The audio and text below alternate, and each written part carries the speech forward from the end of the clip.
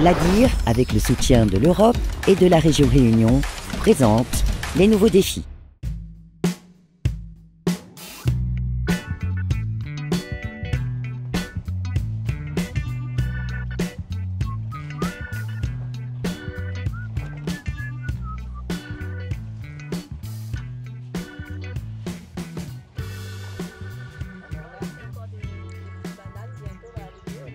En surface, on en a 2,5 hectares. Mais on a un peu plus en surface totale. Mais en banane, un champ de banane, c'est 2,5 hectares à peu près.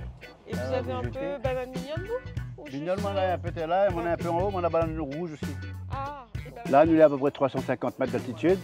Bon, comme vous connaissez, la banane a besoin de 2 choses, le soleil et l'eau. Donc nous, les irrigués, nous, on est en antenne 6. Donc ici, au niveau de l'eau, nous, on a comme il faut, pas de problème. Je ne cherche pas de calibre. Sur le marché forain, on vend toutes les formes de bananes. Pas jolies, jolies, grands, petits. Donc tout ce qu'il y en a sur l'exploitation, on y récupère, pas de problème. Et comme c'est un sol qui n'a pas été travaillé depuis au moins plus de 20 ans, donc le sol est encore riche alors. Donc pour l'instant, on n'a pas besoin d'amendement pour le champ de bananes. Banane plantain, c'est pareil. Ça pousse pas trop ici. Moi, pour un plantain, par contre. Tu sais, ça, j'adore ça, banane plantain. Après, il faut voir. On est vraiment attaché aux producteurs, à la manière dont ils produisent, parce qu'on a une gamme qui est 100% bio et 100% locale. Donc c'est vraiment important pour nous qu'il y ait une production qui soit certifiée bio, puisque nous-mêmes on est certifié bio.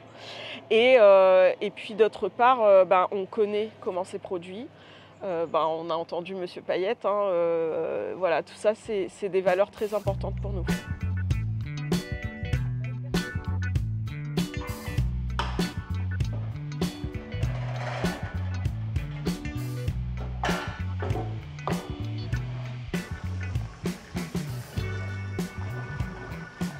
On a une gamme de recettes fruitées et une gamme de recettes à base de légumes.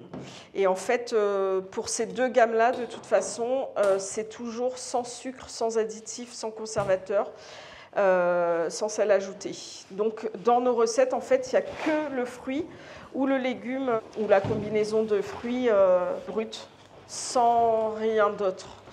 Et dans nos recettes fruits, en fait, pour se démarquer des recettes importées, on a travaillé deux bases, c'est la banane et la patate douce, sachant que du coup la banane par exemple on l'associe à l'ananas, aux fruits de la passion, au tangor pour une découverte par exemple des agrumes. Et du coup l'intérêt de nos recettes, elles ont bien sûr un intérêt dans le cadre de la diversification alimentaire des bébés. C'est la découverte en fait des différentes saveurs et notamment on va avoir des recettes qui sont plutôt bien acides comme le banane fruit de la passion ou même nos recettes à base de goyavier. D'ailleurs la recette la plus acide qu'on ait c'est goyavier patate douce. Donc là c'est vraiment pour la découverte de l'acidité. Et ensuite on va par contre avoir des recettes un peu plus sucrées comme le litchi patate douce qui est plus sucré en goût. Mais on va aussi avoir la découverte de l'amertume, notamment avec notre recette poire de terre. Donc en fait, la poire de terre, c'est un légume longtemps qui est quand même assez doux en bouche. Mais par contre, il y a quand même une amertume. Et on s'est rendu compte qu'il y a beaucoup de bébés qui aimaient cette amertume, tout comme beaucoup de bébés aiment l'amertume du navet. Ensuite, on a aussi au niveau des textures, différentes textures qui permettent à bébé de pouvoir faire un apprentissage de l'alimentation. Alors là, du coup, je vais mettre en marche le blixeur. C'est un super gros mixeur qui nous permet de mixer les papayes vertes qui ont été cuites à la vapeur. Je suis rentrée à La Réunion avec mon fils qui avait 6 mois à l'époque. Je me suis intéressée rapidement du coup à l'offre locale pour les bébés et je me suis rendu compte qu'il n'y avait rien en fait en local, que tout était importé. À l'époque, j'ai été assez surprise. J'ai trouvé que c'était une aberration parce qu'on avait des super produits, enfin on a toujours d'ailleurs des super produits, un super terroir à La Réunion. Et on a aussi un tissu agroalimentaire qui est assez développé. Sur plein d'autres produits, sur toute une palette de produits. Et de là est née cette idée de me dire, allons essayer de voir si on ne peut pas faire des petits pots pour bébés à base de produits locaux pour faire goûter à nos marmailles en fait, nos saveurs locales. Alors, au tout départ, moi je suis arrivée toute seule avec mon idée. J'ai fait un start-up week-end en fait, donc je suis arrivée avec un chouchou dans la main et j'ai dit voilà, ce chouchou, j'aimerais bien le transformer en petit pot pour bébé. Voilà, et en fait, au niveau de ma formation, moi j'avais un bac+5 en biologie et après j'avais travaillé dans un tout autre domaine en région parisienne, dans les banques et assurances. Et quand je suis revenue à La Réunion, on va dire que j'ai un peu renoué avec mes études et c'est comme ça que c'est parti.